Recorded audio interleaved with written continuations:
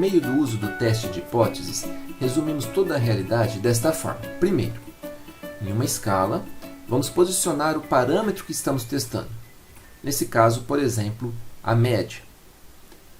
Depois, na mesma escala, vamos indicar um valor máximo de desvio aceitável, chamado também de valor crítico.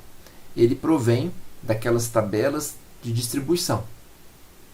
Na sequência, a partir de uma amostra, nós vamos usar uma função matemática do teste para calcularmos o que chamamos de estatística teste, que vai indicar um valor também nessa escala, ao qual será depois comparado com o valor crítico para a tomada de decisão.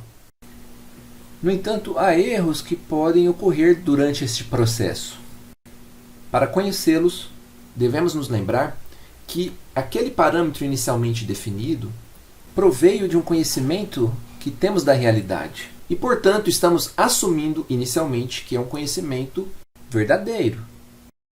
Partindo disso, uma amostra que foi bem elaborada irá gerar um valor da estatística teste que espera-se estar dentro da área de não rejeição, ou seja, o desvio não pode ser grande a ponto de ser maior do que o valor crítico. No entanto, pode acontecer de que a amostra nos leve a um valor dentro da área de rejeição. Nesse caso, estamos incorrendo num erro. Esse erro é conhecido como erro do tipo 1, que seria rejeitar o parâmetro, mesmo ele sendo verdadeiro.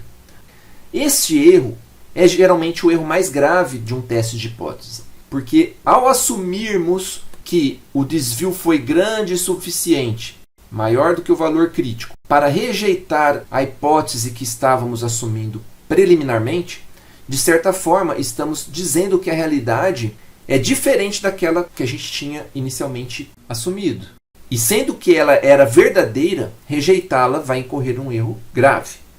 O segundo erro, por sua vez, seria aquele de que talvez o conhecimento inicial da realidade não fosse preciso.